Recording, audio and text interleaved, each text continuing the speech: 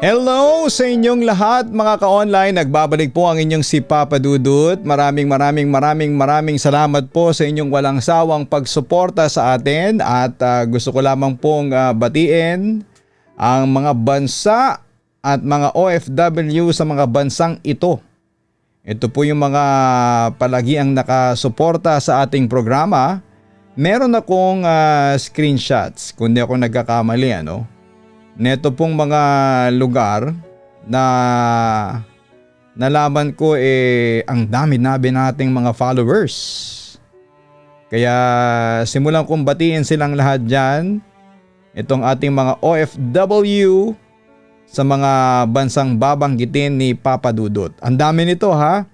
So unahin ko muna. Siyempre yung ating Saudi Arabia. Ayan ha. Maraming salamat po sa inyong lahat dyan. Sa Hong Kong, thank you very much. At ganon din sa Kuwait, meron tayong Taiwan, at meron pang Malaysia. Ayan, saang bansa po ba kayo naroon? Ayan mag-roll call po tayo para ma-shoutout po kayo ni Papa Dudut. Yan sa ating pong episode ngayong araw na ito ay tungkol po sa kwento ng isang guro.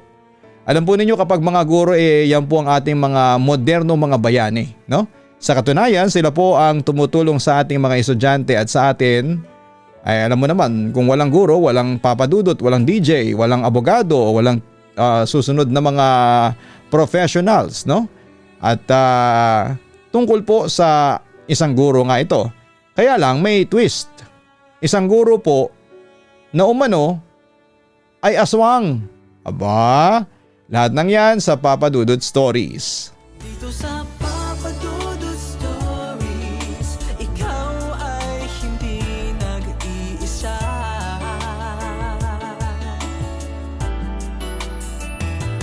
Dito sa Papa Dudut Stories, may nagmamahal sa'yo. Papa Dudut Stories.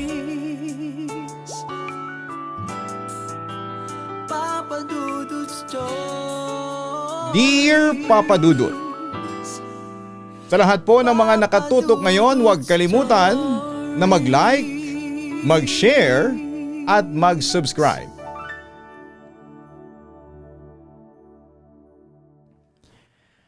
Ang ating mga guro ang siyang nagsisilbi nating pangalawang magulang, lalo na kung tayo ay nasa ating mga paaralan. Sila ang siyang gumagabay sa atin patungo sa mas magandang kinabukasan, kasabay ng paggabay na ibinibigay sa atin ng ating mga magulang. Ngunit paano kung dumating sa punto na ang itinuturing mong pangalawang gagabay sa iyo ay siyang maging isang malaking hadlang sa iyong kaligtasan? Magtitiwala ka pa din ba dito? Dear Papa Dudut, ako nga pala si Kara, hindi ko tunay na pangalan. Isang simpleng may bahay na mahilig makinig ng inyong programa bilang libangan. May dalawa po akong anak sa edad kong 32. Magkalayo po ang edad ng aking panganay na anak at pangalawa kong supling dahil na nga din po sa maaga kong dinala sa aking sinapupunan ng aking panganay. Binabanggit ko po ang bagay na ito sa aking liham na ito sa inyo dahil na din po sa related dito ang aking istorya. Naganap po ang aking istorya nung ako'y graduating na sa kolehiyo. Medyo ako po kasi yung tipo ng tao noon na masyadong mapusok sa mga desisyon sa buhay ko. Kaya naman po nagresulta po ito sa hindi naasahang pangyayari sa aking buhay. At tulad nga po ng sinabi ko ay maaga po akong nagdalang tao at eto po yung panahong magtatapos na ako. Sobrang frustrated ko po ng panahong ito kaya nga po sinabi ng boyfriend ko noon na pananagutan niya ako. Gusto ko din po kasi talagang makatapos ng aking pag-aaral at para sa akin ay isang malaking sagabal ang aking pagbubuntis upang makamtan ko ang aking mga pangarap sa buhay. Habang pinagdedesisyonan ko noon kung ipagpapatuloy ko ang aking pagbubuntis ay inilihim ko ang aking kalagayan sa aking mga magulang at maging sa paaralang aking pinapasukan. Nang mga panahong ito ay nagkataon naman na nagkaroon kami ng isang part-time professor na mula sa ibang probinsya. Dito sa aming lugar niya na piling magturo pansamantala upang makakuha din daw ng experience bago siya maging isang full-time na professor sa ibang lugar. Mabait naman si Ma'am Dayanara. Hindi niya tunay na pangalan. Ang totoo nga po niyan ay ka-vibes namin siya ng aking mga kaklase. Dahil nga halos malapit lamang ang agwat ng edad namin sa kanya. Maganda din siya at maamo ang muka. Kaya naman hindi maiiwasan na mapalapit ang loob namin sa kanya. Bukod dito ay magaling din siyang magturo sa klase. Kaya naman marami din kaming natututunan sa buong klase. Medyo mas malapit sa akin si Ma'am Dayanara. Dahil ayon dito ay hawig ko daw ang kanyang nakababatang kapatid. Kaya kapag nakikita niya ako ay talaga namang parang nawawala ang kanyang pagka-homesick. Naawa naman ako sa kanya dahil alam kong namimiss din niya ang kanyang pamilya. Kaya naman, hinayaan ko din siya na ituring akong parang kapatid at ako naman ay hinayaan ang sarili ko na mapalapit sa kanya. Pero ewan ko ba papadudot sa aking BF kung bakit ayaw na ayaw niyang masyado akong naglalalapit sa aming guro. Nang hindi na ako makatiis sa mga sinasabi niya ay tinanong ko siya kung bakit ba gano'n na lamang siyang makapagsabi na huwag makipaglapit sa aming guro. Dito niya ako tinanong kung hindi ko daw ba nababalitaan ang mga sabi-sabi ng ibang mga professor namin, lalo na yung mga matatanda naming guro. Nang makita naman niya ang naguguluhang kong itsura ay doon niya sinabi sa akin na may usap-usapan daw na may lahing aswang ang bago naming guro dahil sa pinanggalingan nitong probinsya. Alam naman daw namin kung ano ang gustong gusto ng mga aswang at madalas nilang hanapin bilang pagkain. Mga bagong silang na sanggol at yung mga nasa sinapupunan pa lamang. Nang marinig ko ang paliwanag niyang ito ay hindi ko po talaga napigilan ang sarili ko na humagalpak ng tawa. Inasar ko pa nga ang BF ko na halos nasa modernong panahon na kami para maniwala pa siya sa mga ganong kasabihan ng mga matatanda. Pinapaintindi ko sa kanya na hindi totoo ang mga ganong bagay. Kaya wag niyang pag-isipan ng kung ano-ano yung taong nais lamang na makipagkaibigan sa akin. Sinabihan ko pa nga siya na masyado kasi siyang nagpapaniwala sa mga matatanda naming guro na pagsusungit lang naman ang alam gawin. Marahil ay inggit lamang ang mga ito dahil mas malapit ang mga mag-aaral sa aming klase sa aming part-time professor. Hindi naman na ako sinagot pa ng boyfriend ko. Pero halata sa mukha niya na nag-aalangan pa din siyang pagkatiwalaan ang aming guro. Papadudot, kinalimutan ko din naman kaagad ang mga sinasabing yon ng aking nobyo at mas piniling makipagkaibigan pa din sa aming guro.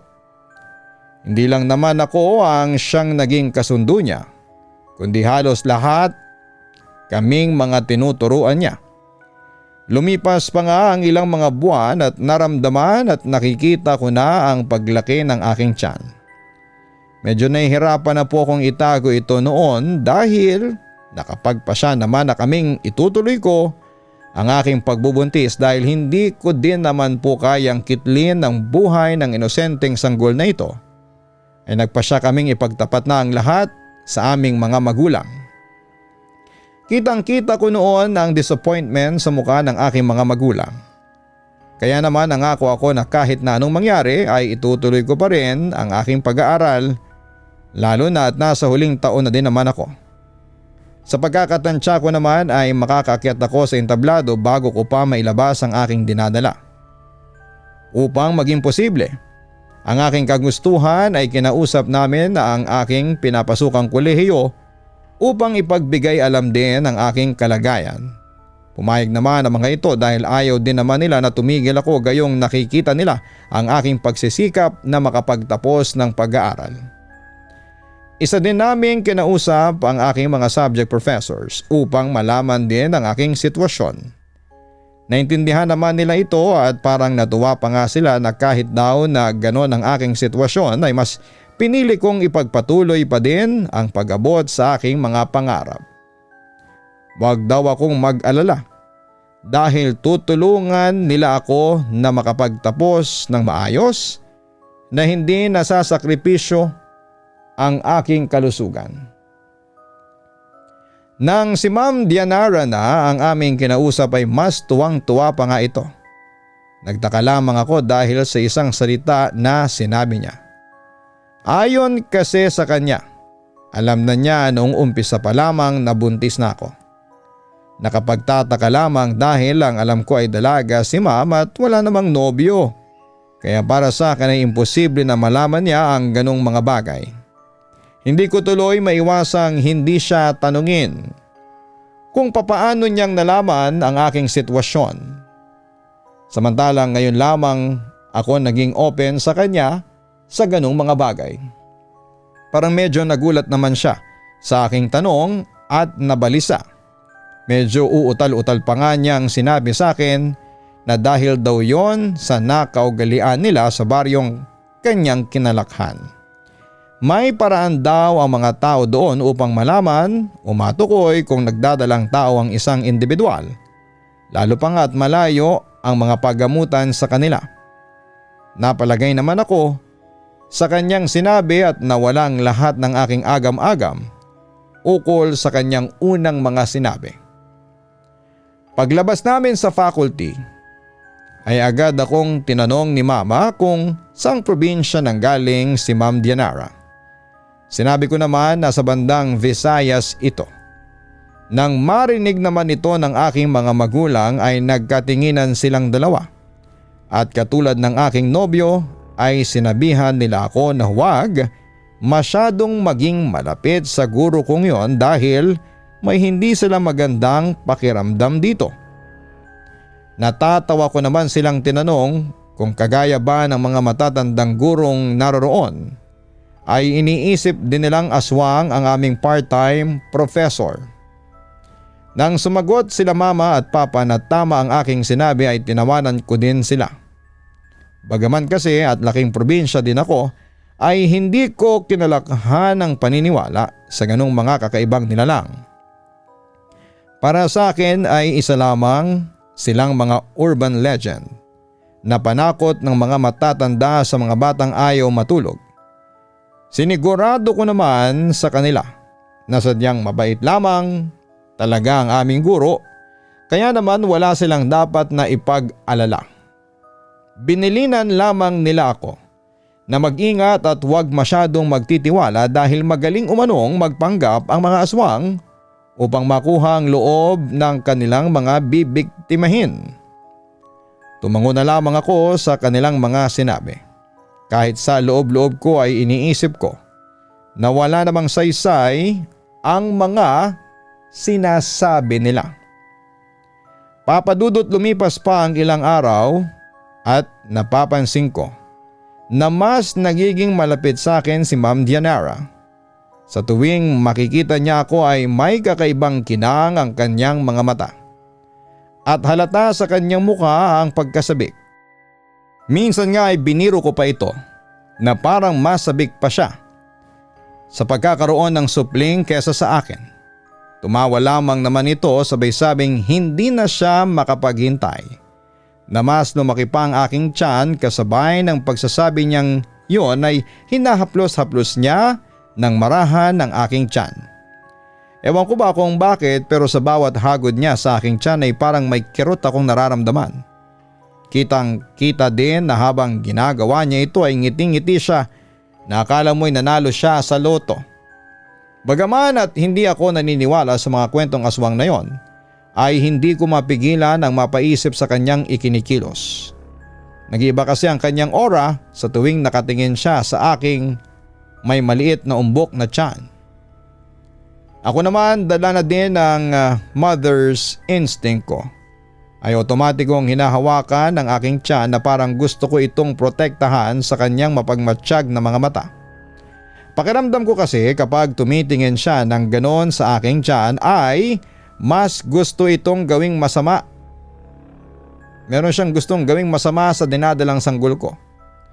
Pinipilit kong alisin ang ganong isipin sa aking utak. Ngunit may mga pagkakataon talaga na hindi ko maiwasang husgahan ang mga ginagawa ni Ma'am Dianara. Ngunit dumating ako sa punto ng aking buhay na tila lahat ng pag-aalalang nararamdaman ko ay tila nabibigyan na ng liwanag. Nagsimula ang lahat nung isang gabi ay natutulog ako sa aking silid. Tahimik ang gabi noon nang makarinig ako ng kakaibang tunog sa labas ng bahay. Parang ibon ito, ngunit tila nasa malayo pa naman ang tunog nito. Kaya naman hindi ko ito pinansin at tinuloy ang aking pagtulog. Nagulat na nga lamang ako nang biglang pumasok sa kwarto si Mama at ginising ako. Lumipat daw ako ng silid dahil may umaaligid na hindi kaya-ayang nilalang sa aming bahay.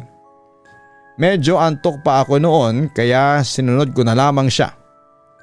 Patuloy pa din naman naming naririnig ang tila ibon na yon. Ilang saglit pa nga ay nakarinig kami ng kalabog sa bubungan. Dito na nagising ang aking diwa dahil ibang-iba ang tunog na yon kumpara kapag may mga pusang tumatalon sa bubong namin.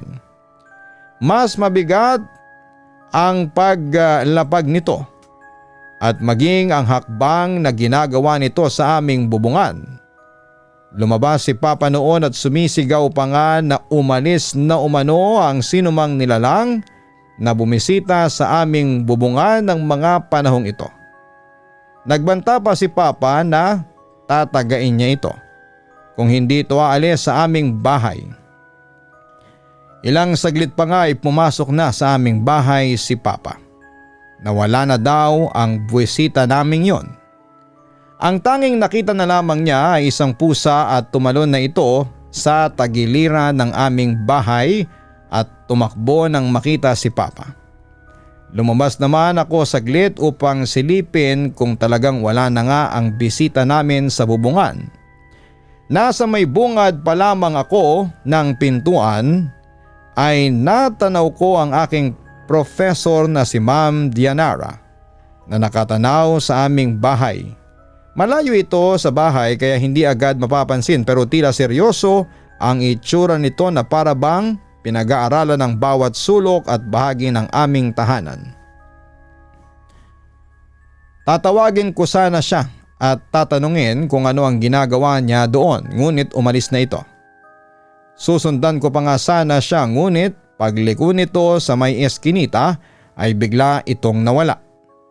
Ang tanging nandun lamang ay isang malaking pusa na kulay itim. Nakatingin ito sa akin at hindi gumagawa ng ingay. Kinilabutan naman ako sa ginagawa ng pusang yon, kaya umalis na rin ako at umuwi na lamang.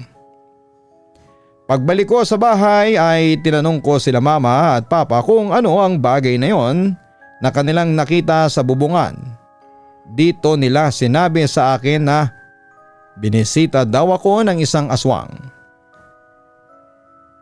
Nakakaya daw nitong maganyong kahit na anong hayop.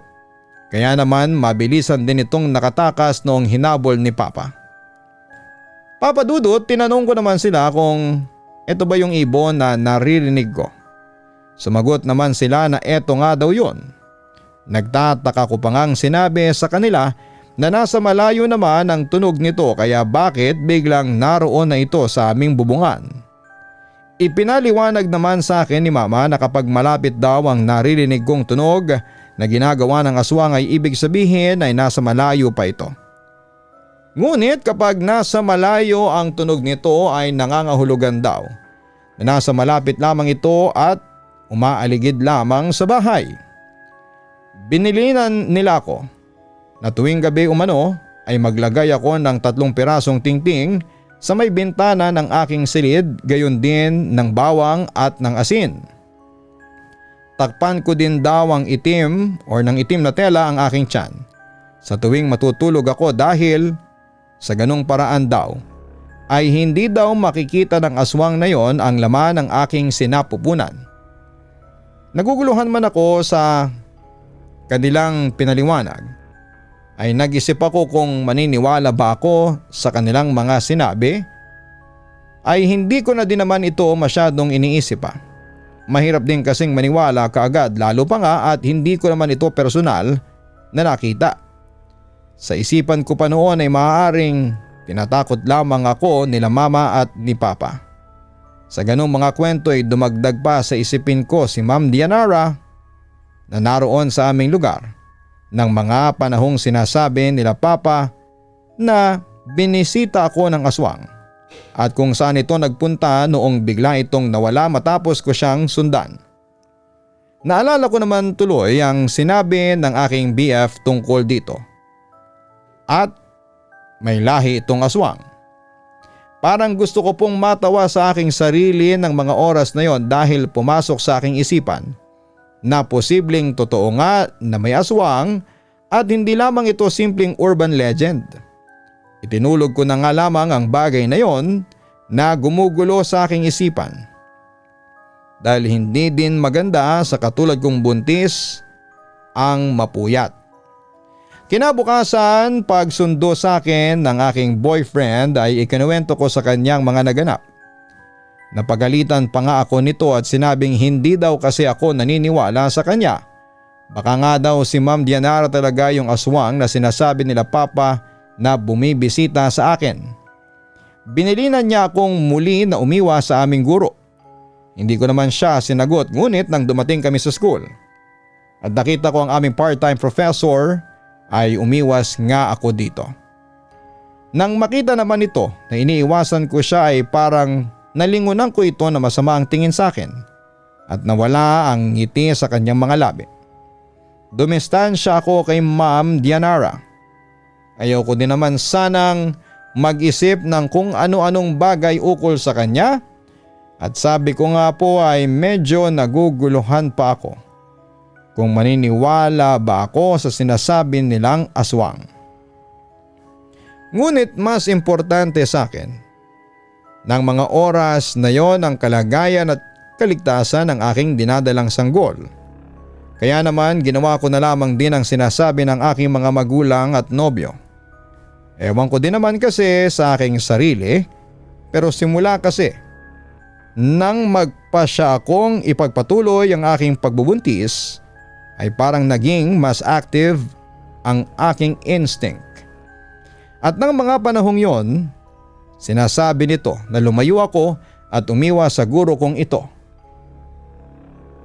Mukhang napapansin din naman niya ang aking ginagawa dahil isang beses ay nagtanong ito sa akin kung bakit iniiwasan ko siya. Hindi ko naman masabi na dahil ito sa pinaghihinalaan ko siya at ng pamilya ko maging ang nobyo ko na isa siyang aswang.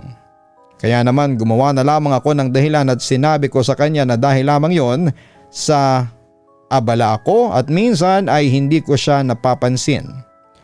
Bagaman at halata na may pagdududa sa kanyang mukha ay naging sagot ko ay ngumiti lamang ito sa akin.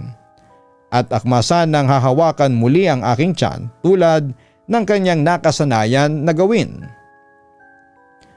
Otomatikong kumilos ang aking katawan at iniwas ko sa kanya ang aking tiyan. Maging ako ay nagulat din sa naging reaksyon ng aking katawan. Si Ma'am Dianara naman ay nakatingin lamang sa akin. Medyo nahiya naman ako sa kanya kaya naman nagpaalam na din akong aalis na dahil may mga gagawin pa ako. Tumango lamang siya sa akin ngunit rinig na rinig ko noong bago ako umalis na tila suminghot ng malalim si Ma'am Dianara Sabay sabing ang bango-bango. Kahit na hindi ko alam ang kanyang tinutukoy ay medyo nakaramdam ako ng kaba sa kanyang mga sinabi. Marahil eto nga yung sinasabi nilang mother's instinct. Nakaramdam ako ng panganib sa tuwing nandyan siya. Kaya naman otomatikong gumagawa ito ng paraan upang protektahan ako at ang aking magiging anak. Lumipas pa nga Papa Dudut ang ilang buwan. At halatang halata na ang aking tiyan. May mga pagkakataon na medyo nahihirapan na rin po ako pero kinakaya ko naman dahil mas lumalamang sa akin ang pagkasabik. Sa nalalapit na paglabas ng aking anak. Tuwang-tuwa din naman ang aking mga kaklase sa aking pagbubuntis. Sa kanya-kanya na nga silang nagpipresenta na magiging ninang at ninong ng aking magiging supling. Sa gitna ng aming kasiyahan ay tahimik lamang nakabasid si Ma'am Dianara, titig na titig lamang ito sa aking lumalaking tiyan. Parang nakita ko pa nga ito na naglalaway habang seryosong nakatingin sa akin. Nang mapansin naman niyang nakatingin ako sa kanya ay ngumiti ito ng napakalapad. Medyo kinilabutan ako sa kanyang inasal. Pakiramdam ko kasi ay may gagawin itong masama sa paraan ng kanyang pagkakangiti. Nasaktuhan naman na natapos na rin ang period niya kaya naman umalis na rin siya sa aming silid. Kinagabihan nga ng araw na yon ay muli ko na namang narinig ang tila huni ng ibon na umaaligid sa aming bahay. Bagaman at ginawa ko na ang ibinilin nila Papa at ni Mama. Sa akin ay hindi ko pa rin maiwasang kabahan at otomatikong yakapin ng aking tiyan. This time kasi ay parang sabik na sabik ang tunog ng huning ibong yon at parang hindi mapakali.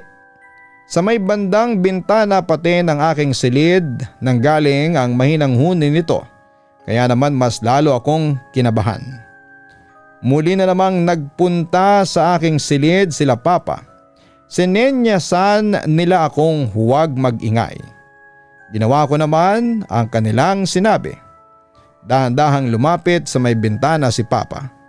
Pagkalapit niya ay mabilis niyang binuksan ang bintana at doon nga ay bumungad sa amin ang paikot-ikot na tila isang napakalaking ibon. Halos mapasigaw pa nga ako noon sa takot dahil pulang-pula ang mata nito na hindi naman normal para sa isang ibon. Agad itong inundayan ni Papa ng taga sa may pakpak ngunit mabilis naman itong nakaiwas. Kaya naman nagasgasan lamang ang kamay na bahagi ng pakpak nito. Isang malakas na panaghoy ang pinakawalan ng malaking ibon na yon bago ito lumipad palayo sa aming kwarto. Hahabulin pa sana ito ni Papa ngunit pinigilan na siya ni Mama dahil baka kung ano pa daw ang gawin nito. Lalo na nga at mag-isa lamang siya. Ako naman ay parang hindi makapaniwala sa aking nakita. Totoo nga ang sinasabi nila Mama na may aswang. Base na rin sa aking nakita. Sobra ang takot na nararamdaman ko ng mga oras na yon kaya naman ang gabing yon ay nagpasama ako kay Mama sa aking kwarto. Ayokong maiwang mag-isa doon lalo na at baka balikan ako ng nilalang na yon. Halos hindi na ako nakatulog dahil nga sa mga nangyari. Kinabukasan tuloy ay medyo lutang ako at tulala. Habang nasa klase ay hindi ko maiwasang hindi antukin dahil nga sa wala akong maayos na tulog. Nang dumating ang period ni Ma'am Dianara ay parang biglang nagising ang aking diwa. Nakita ko kasi sa kanyang kanang braso ni Ma'am Dianara na tila may bandage ito. Halatang pilit niya itong tinatago ngunit lumitaw pa din ito saglit. Nang makita niyang nakatingin ako sa kanyang braso ay agad niyang hinila ang sleeve ng kanyang blouse. Nasuot at tinakpan nito. Sa buong oras na nagtuturo siya ay wala akong naintindihan dahil ang tumatakbo sa isipan ko ay kung nagkataon lamang ba Sa parehas na side ng katawan may sugat si Ma'am Dianara at ang malaking ibon na nataga ni Papa kagabi. Mas nabuo tuloy sa aking isipan ang konklusyon na mukhang tama nga ang aking nobyo at ang aking mga magulang na isang aswang ang aking guro na noon ay tinuturing kong kaibigan. Nang mag-break time kami ay agad kong sinabi sa aking nobyo ang aking mga nakita. Ayon nga sa kanya ay napansin na nga din daw niya ang bagay na yon kanina. Matapos niyang sabihin yon ay may inabot siya sa aking na maliit na garapon. Sa loob nito ay may lamang parang mga dahon at langis. Ayon sa kanya ay malalaman daw na merong malapit na aswang sa aking paligid sa pamamagitan nito. Kahit medyo alangan ako sa kanyang sinabi ay kinuha ko pa din sa kanya ang bagay na yon. Nang araw pati na yon ay nagkataon na kailangan kong maiwan sa school kasama ang ilang mga kaklase dahil meron kaming kailangan gawin na project at need nang maipasa ng araw din na yon. Nagpa siya kaming magkakaklase na magpaiwan na lamang sa classroom upang matapos ito. Pinauna ko na noong umuwi ang aking nobyo dahil may naiwan naman kaming kaklase na taga doon lang din sa amin. Kaya naman may makakasabay din akong umuwi. Medyo nakalimutan ko naman ang tungkol kay Ma'am Dianara dahil nalibang din ako at yun ay dahil sa pakikipagkwentuhan at sa paggawa ng aming proyekto. Nang matapos namin itong gawin ay nagpa siya ang mga kagrupo ko na sila na lamang ang magpapasa nito sa faculty at maiwan na lamang daw ako sa room namin para hindi na ako mahirapang maglakad-lakad dahil nga sa tiyan ko. Pagkalabas nila ng silid, inayos ko naman ang aking mga gamit upang pagbalik nila ay wala na akong aalalahanin pang mga aayusin at uuwi na lamang. Medyo nakaramdam na rin kasi ako ng pagod. Kaya naman gusto ko na rin makauwi kaagad. Habang nag-aayos ay nakapako ang boteng ibinigay sa akin ng aking nobyo. Nilabas ko ito sa aking bag at nakita kong parang kumukulo ang boteng yon. Nag-alala ako. Ang sinabi sa akin ng aking nobyo na kapag kumulo daw ang laman ng boteng yon ay nangangahulugan na may malapit na aswang sa aking paligid. Napalingon ako bigla sa buong kwarto at doon nga sa nakasaradong pintuan ay nakita kong nakangiting nakasilip si Ma'am Dianara. Tahimik itong pumasok sa loob ng silid-aralan at pagkapasok niya ay mabilis nitong sinarado ang pintuan. Ibang-ibang itsura nito ngayon dahil para itong isang nababaliw na nilalang sa paraan ng pagkakangiti nito. Nakita ko din kung paano siyang maglaway habang nakatuon na ang pansin sa aking nakaumbok na tiyan. Agad kong niyakap at tinakip sa aking tiyan ang dalawa kong kamay na para bang ito ang magsisilbing pananggalang sa tila nababaliw na tingin ng aking guro dito. Tila nasisiraan ng bait si Ma'am Dianara, nasisinghot-singhot papadudot sa hangin habang ang mata niya ay tila nakikitaan na ng pamumula. Tila nasisiraan ng bait si Ma'am Dianara, nasisinghot-singhot sa hangin habang ang mata niya ay tila nakikitaan na ng pamumula. Bumubulong ito ng ang bango ng tiyan mo. Habang lumalapit siya sa akin ay umatras naman ako at napasandal na ako noon sa wall ng classroom kakaiwas sa kanya. Tila sinamantala naman ito ng aking kaharap at mabilis na lumapit sa akin. Yumuko ito at tila nahahay na inaamoy-amoy ang aking tiyan. Ilang saglit pa nga ay hinawakan niya ito at hinaplos-haplos. Muli kong naramdaman ang kakaibang kirot na nararamdaman ko sa tuwing hinahawakan niya ang aking tiyan noon. Mas masakit pa nga ito ngayon.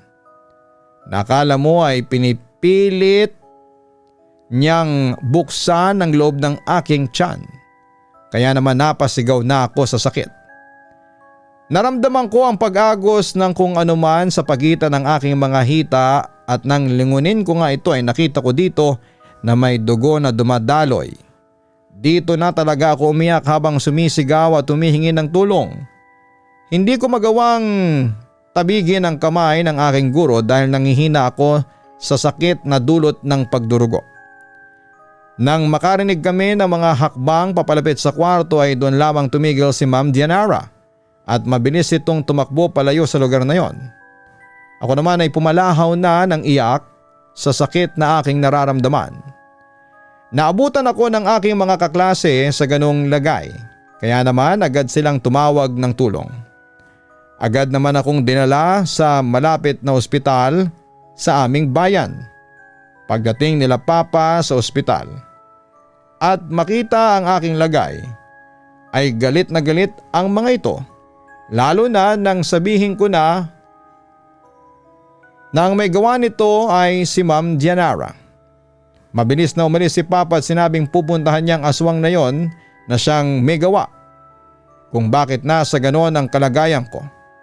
Dahil nadala din naman kaagad ako sa ospital ay naagapan ang aking kalagayan at hindi naman daw ako nakunan.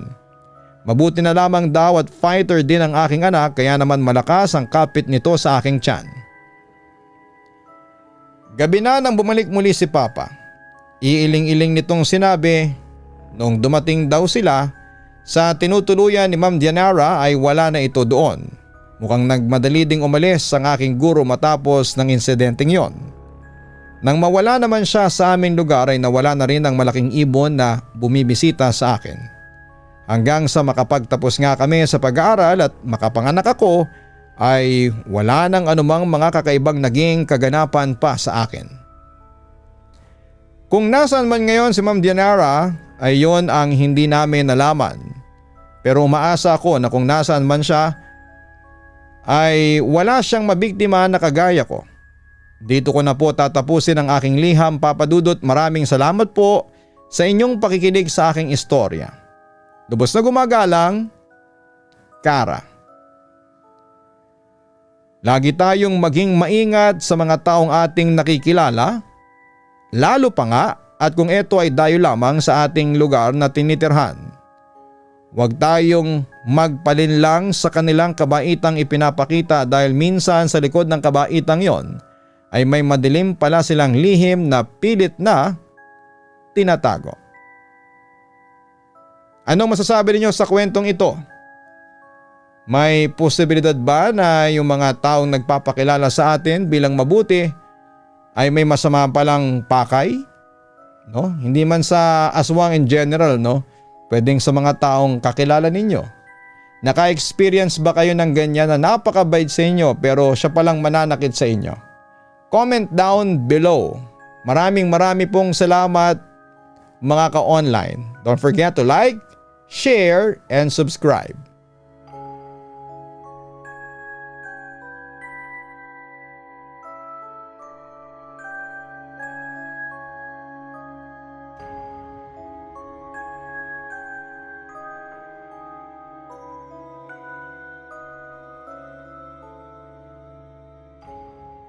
Dito sa Papa Dudut Stories, ikaw ay hindi nag-iisa.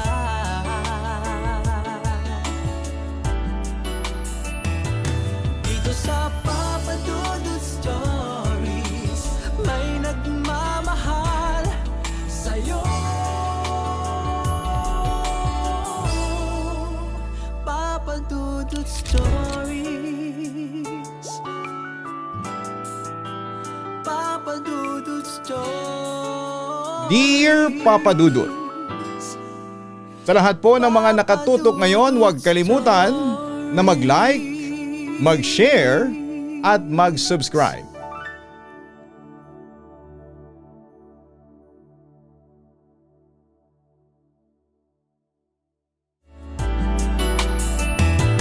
Dito sa Papa Dudut Stories, may nagmamahal sa'yo. Papa Dudut Stories. Papa Dudut Stories. Hello mga ka-online, si Papa Dudut po ito. Nag-enjoy ka ba sa ating kwento ngayong araw? Huwag kalimutan na i-share, mag-like at mag-subscribe. Maraming salamat po